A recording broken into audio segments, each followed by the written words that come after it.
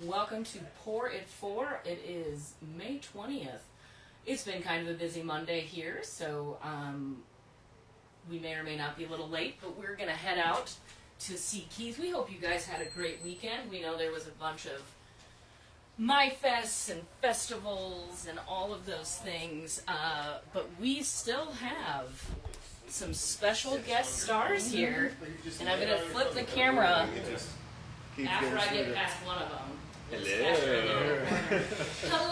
Hello. What? Keith isn't alone today. I know. With us, I have our friend Martin Weber with Edelbrand Distilling. Actually, did I get that right? Pure Distilling, which is totally true. I'm sipping on some of this. What's this one again? This is Rayon d'Or grape. It's wonderful. Tara, put this in your face. Thank you. Okay. Right out of Augusta. All right. So, Martin, tell us a little bit about one, how you got into distilling, and two, what you are distilling and why is it different than what us Americans think brandy is. Yeah. Tell me how it's not blackberry brandy then. Well, getting into distilling Nice. is a very long story, but it really started out on a day at work, building machinery, and my boss called me down in his office and said, hey, I got something here you might be interested in. And we always talked about, he's Swiss too, we always talked about distilling, brewing, the good stuff. And he basically said, come down, I got something here, you might be interested, and I went down there. It was actually on a Saturday, working on a Saturday, and when I get down there, he had a 7-gallon copper pot still that he gave, that was given to him by a buddy of ours, that did work for the business. And, my boss said, well, I'm not going to do anything with it, do you want to play with it?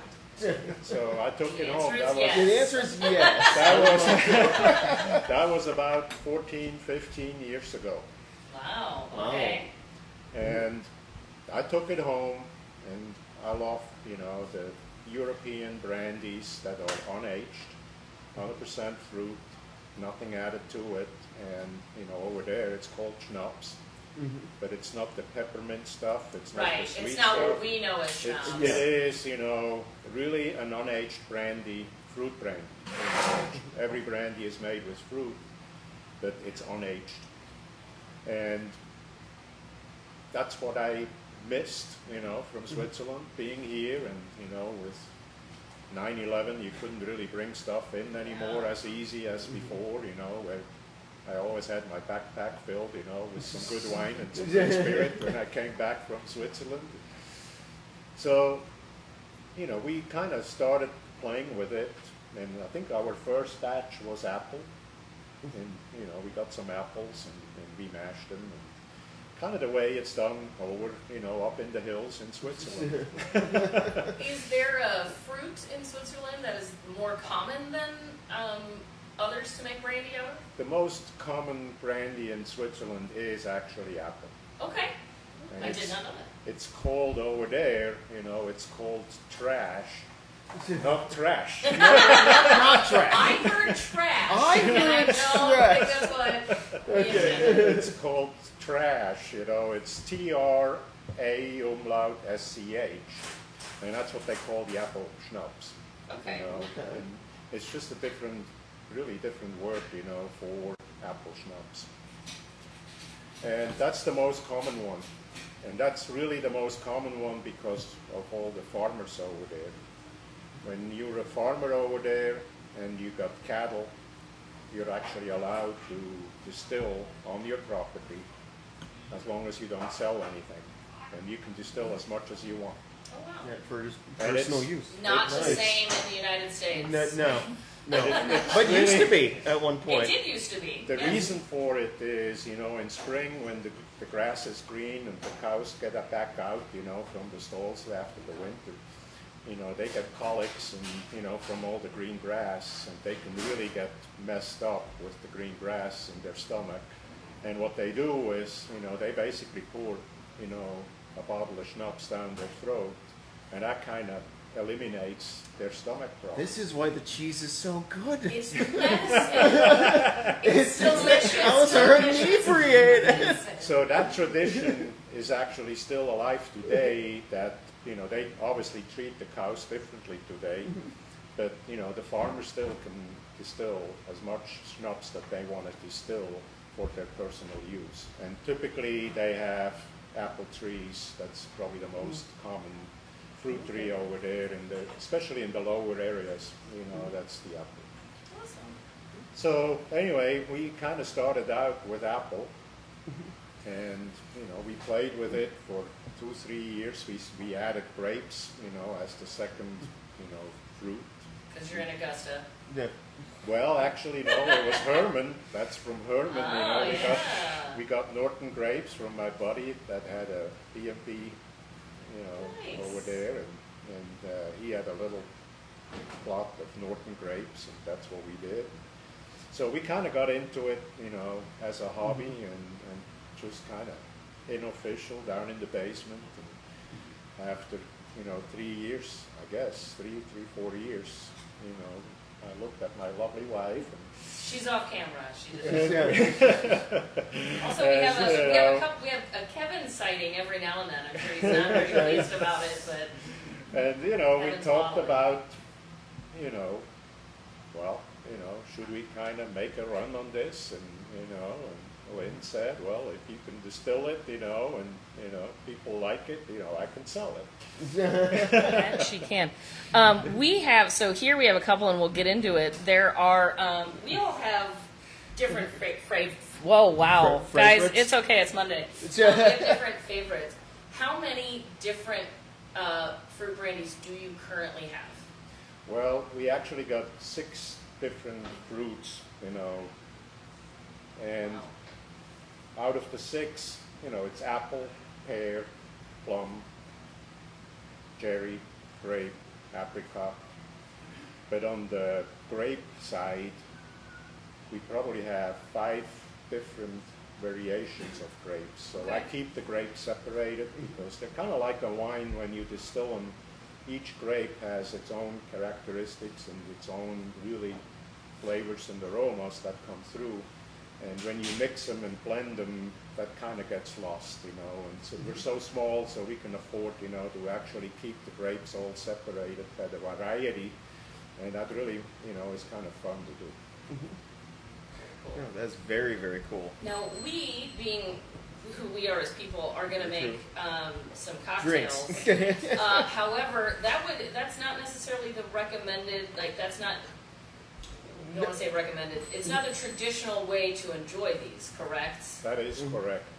Typically these are enjoyed after a dinner.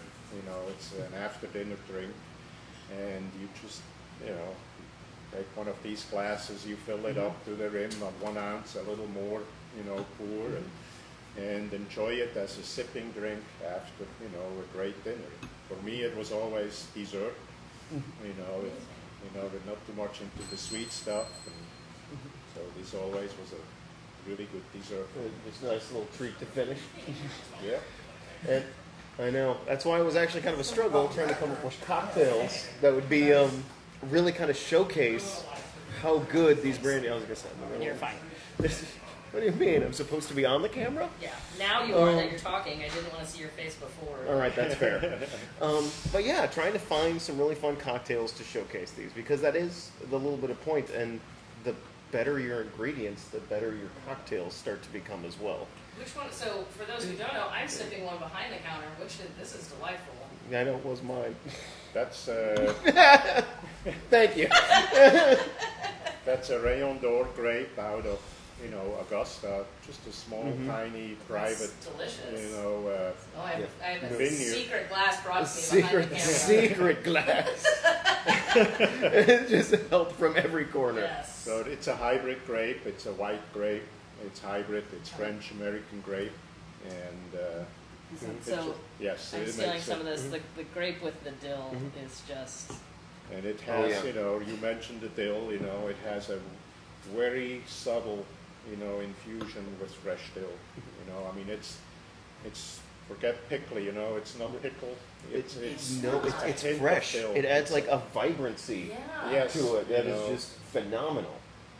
And it really blends in well and kind of makes it a savory, you know, and just almost a little bit of a grassy, you know, green type note to it. But it's very much in the back. It's very subtle.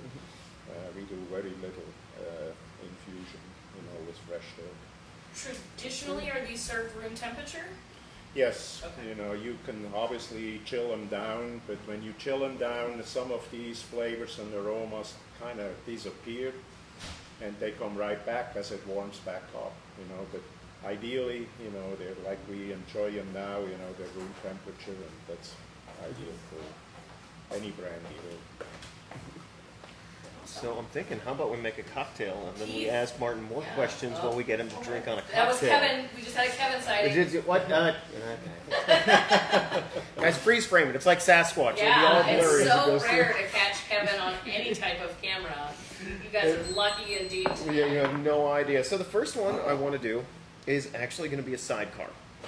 And let me see, I turned these all around, so I know I got to remember which I'm taking this one. There we go. Sidecar is traditionally Going to be using like sometimes cognacs or barrel-aged brandies, so it's fun to get cognac these is ones. the one I know the most. Yeah, and it's barrel-aged, and it's a grape-style brandy. Because we're not getting those barrel notes, there's a lot of fresh, kind of, again, vibrant characters that we can use these spirits for. So I've been super excited playing with these for some of these cocktails. For a sidecar, you are going to need a 1 ounce and 2 ounce shaker. We're going to need our brandy. We're going to need a quality orange liqueur. In a shocking turn of events, we have Contro out again, everyone. And then fresh squeezed lemon juice. Yes, make sure I grab the right in there. You are going to need a shaker for this.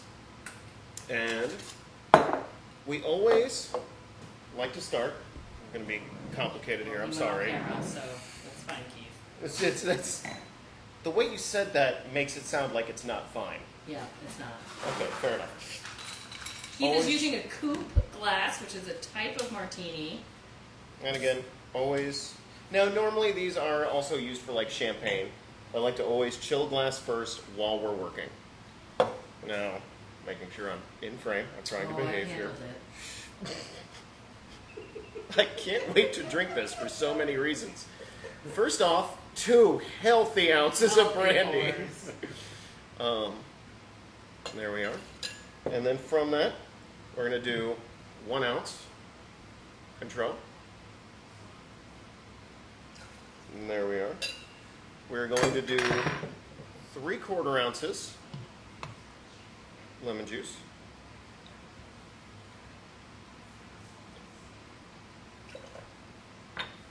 And then from that, we're going to go ahead, ice this down.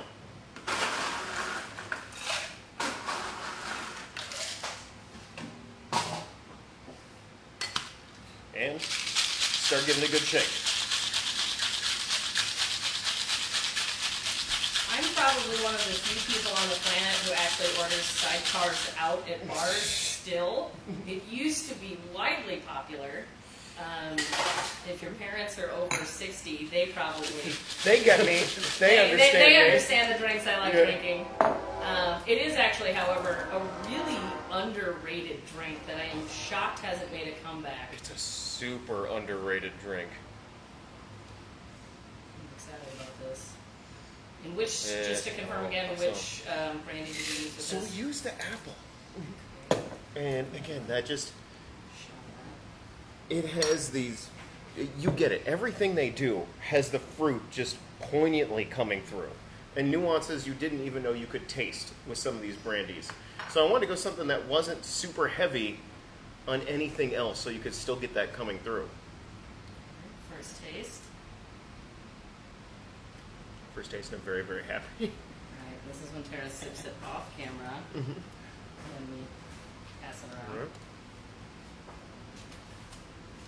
Oh, that's delightful. Pass Yep. that down to the one that matters over there. Absolutely, yeah. There we are. Thank you. You definitely get The the apple brandy of it. apple and orange gives it this almost. Always works. Very good. Yeah, 'cause we haven't gotten into like our ciders or anything, but there's something about apple and orange that always pairs it, Yeah. especially whenever I'll use like a hot apple cider. And this gave me those flavors, Just but slide like this in a off nice camera for springy, Lynn. summery sense. We'll come back to this. So this apple actually has a infusion with the dried plum. Okay. You know, just a hint of it as well. It is. So it is hot out. It's only going to be hotter tomorrow. That is a, you want one, maybe 2 drinks after a hot day. Yeah. That is And you can stellar refresher. and that you can make these, martini style cocktails that are still refreshing. I think a Right. lot of people hear martini and assume salty, Salty, savory, Right. heavy, late night, but having something There's that nothing wrong with that. As a No, martini. no, we're not shooting it down. We're just saying there's options, people. There's always options. Nice. All right. That is a really good one. And again, we will get the recipes up. You know me. Give me a minute. And while I actually reset a little bit, Martin, did you want to talk about your distilling process for some Yeah, of these brandies? Like Assuming the apple. there's a tray. Let's stick with the apple since we just had that in this delicious drink. We do whole fruit fermentations. That means we take the fruit, we clean it, we wash it, we destem it, we crush it, and we ferment the fruit really by itself with just adding a tad bit of yeast to it, get the fermentation going, and we ferment it, with the skins and everything, when it goes into the mash tank, we kind of crush it down to like a coarse applesauce type, mash. We don't add any water, we don't add any nutritions, we don't add anything to it. We only add a little bit of yeast to get the fermentation going.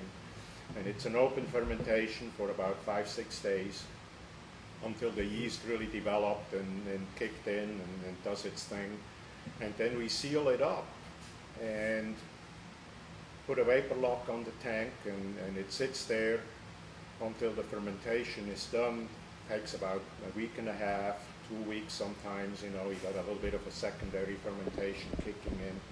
But typically after 2 weeks the fermentation is done, but we let it sit and soak, in that more liquefied mash now from the fermenting.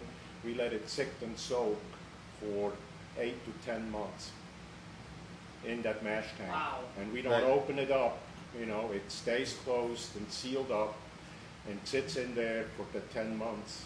And the first time I open it up is the day I distill it. So it's getting a lot of time for that different, like the parts of the fruit, the pectin, all the cell walls of that to really break down. Right. So you're getting every compound out of it. And to get, the flavors and aromas out of the skins of the apple, you have to let it soak. And that's really the way it has been done over in Switzerland.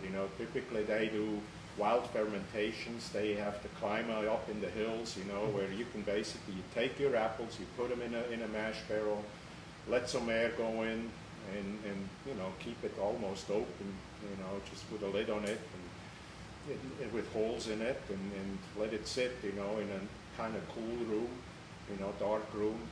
And typically, my brother-in-law does it since years, and he never had a mash going bad, it always ferments on its own, and it's beautiful. But here in Missouri, you really can't do that.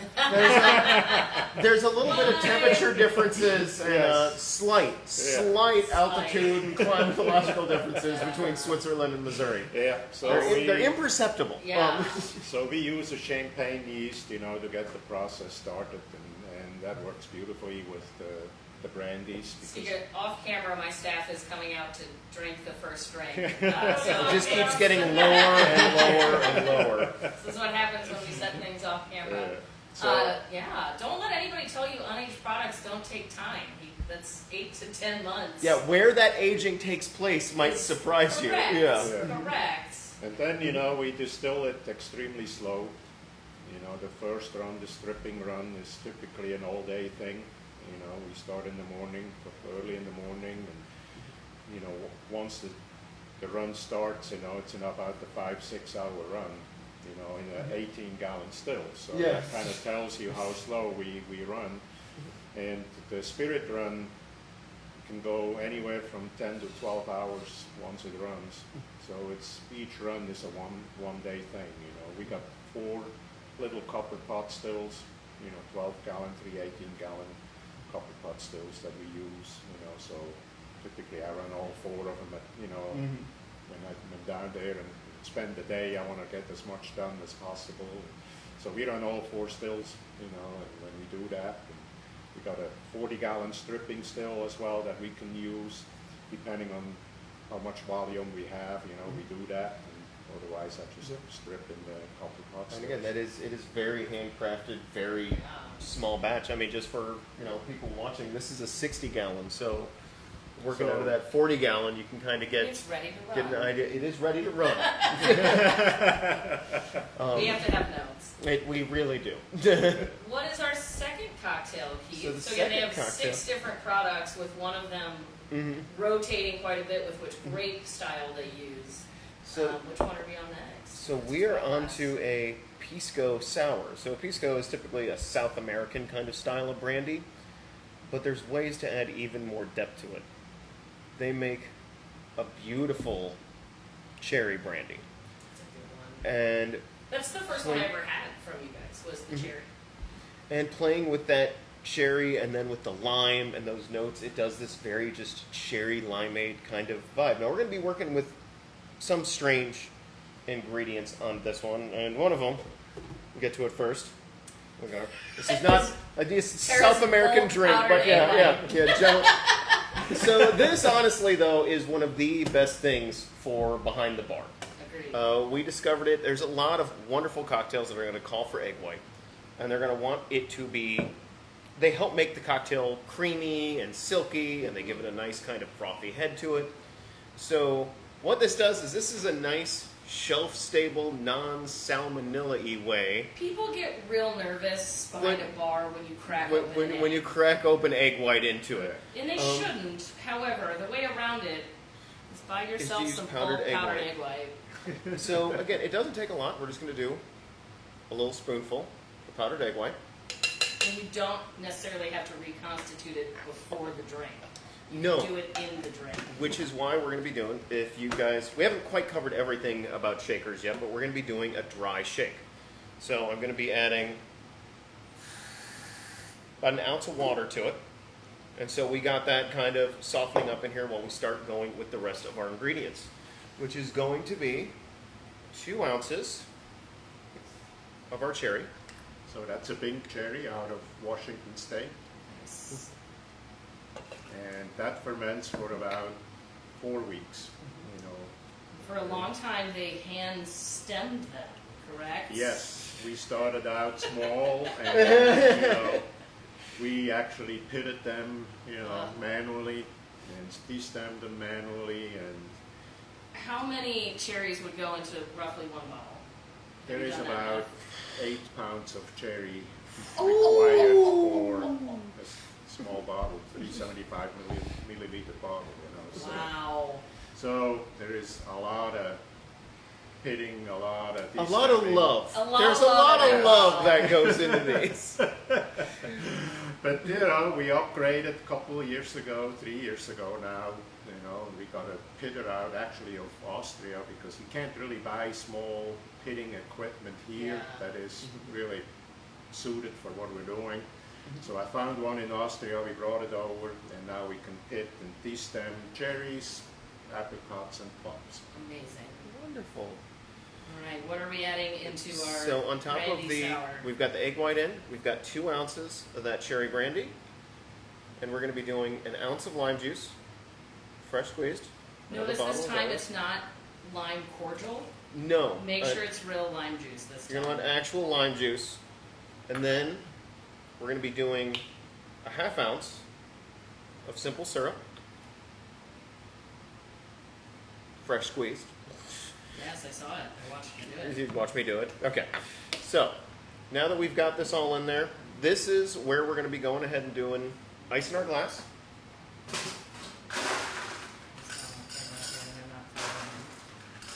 And I'm making it difficult by shooting off screen. Yes. And then we're going to do first that dry shake, especially to help break up some of that powder. So that means there's no ice in There's the shake. no ice in here at all. So we're just wanting to incorporate all the ingredients together first. And then next, this. We're going to get our ice in there, and you can already start to see what that egg white is really doing is building up that nice frothiness to it.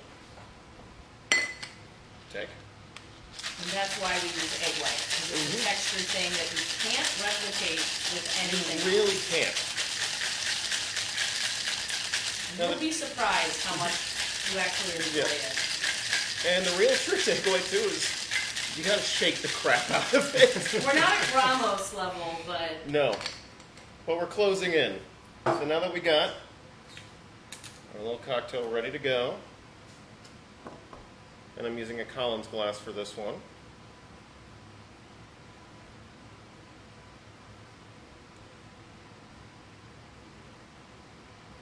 See that nice silky head, and then traditionally you actually garnish with just a couple little drops 'cause it's look like little hearts. of Angus. I totally made that happen on purpose. is anyone going to believe that? No. No? No? No? Oh, damn. Okay. All right, let's give it a shot. Absolutely. And then we have one more for you. We have one more cocktail. I almost feel guilty about this. That's a good looking cocktail. Yeah, it sure is. It's a good tasting cocktail. Thank you, Martin. Because basically, once they've gone off camera, They disappear. there's no promises. But again, you can see that There's cherry coming another through on one the coming. finish. That is Right. very nice. Yeah, I like that. And suddenly we bring a Beautiful. that way. In comes the arm. In comes the arm off screen. Oh, that's delightful. That is really good. Ooh. So what's the next one? Yeah. So the next one, I mean, we had to have some fun with our own stuff, and I was looking for what would be a great collaborative cocktail. And honestly, it was this one I'd never heard of before. It just kind of turned up, and it's called the Vieux Carré, and it stands for French Quarter. And it is a cocktail combining both brandy and whiskey together. So in this one's particular case, I got to anger Tara and be off camera for a minute again. Sorry. No, you're fine. So I need. I was explaining egg white and cocktails to Sebastian. I'm new around here. And around here he means the planet. we're going to be using the apricot Okay. for this one to pair with our rested whiskey. And then along with that, a bit of a unique ingredient. We're going to be using Benedictine, That's appropriate. which is a spiced cordial. There's actually a classic cocktail that's, B&B, which is brandy and Benedictine. Listen, we're going straight with the Benedictine because we already got the brandy. And then from that, we're going to be using some sweet vermouth. I'm going to bring this in a little bit. And then You've had this, you just didn't know it. I promise you. And then both styles, both common styles of bitters, I should say, of dare you in Pashad's front of and Anaguz. I know. So, this one is very much going to be a rocks glass. So I'm going to wait till this whole cocktail's built before we actually ice down this one. Because unfortunately I don't have a nice big giant cube to put into this one. I mean, we did. We just didn't want to go through the effort. There's, oh, okay. I mean, let's. We have a rocks glass. It's called the Ice Vice. That is super aggressive. So we are going to be doing a standard shake on this. And in this one, we're going to want a 3/4 ounce jigger. And we're going to be doing 3/4 ounces rested whiskey. I'm so excited because that's going to add some of this wonderful caramel. Then next, this is their apricot, which I'm kind of a real sucker for. So that's a California apricot. Okay. It's fermented for about 4 months, 5 months. This is a real dumb question on my part. Where do apricots grow? Like, I know they're obviously not in Missouri, but is it No. mostly a West Coast thing? So I would think so, because it's to the Google. We got Sebastian on it. We got our best person available on it. Thank you for being available. Thanks for the wording. You're welcome, son. Now this California is pretty much it. Is the big one. Okay. 3/4 ounce sweet vermouth, and then So sweet vermouth is also something you've had, you just didn't know it. It's that basically one's a also known lot as- more common. Yeah. And then we're gonna do Armenia, Afghanistan, Iran, Italy, Turkey, Okay. in California. California. and California. I did a 1/4 ounce of the Benedictine, and then we're gonna be doing 2 dashes Peychaud's. Which is And- orange. Yeah. One thing to know about the apricot is actually, that 1 it dash. takes about 18 to sometimes 22 pounds of apricot to make 1 bottle. Wow. Because apricot is kind of dry fruit and the sugar content is typically not that great on apricot. Wow. So if you get a 9 bricks, on an apricot, as a sugar content compared to grapes that are 22 to 24 bricks, Right. that's a huge difference. There we go. And this. Better be good, Keith. It was 22 Zip pounds car. of worm hand picking. Uh, Looks pretty. that's always the first step.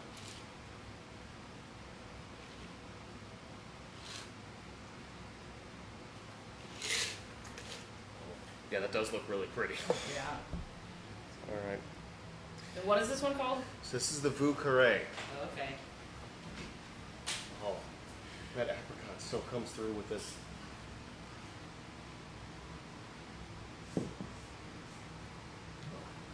That's lovely too.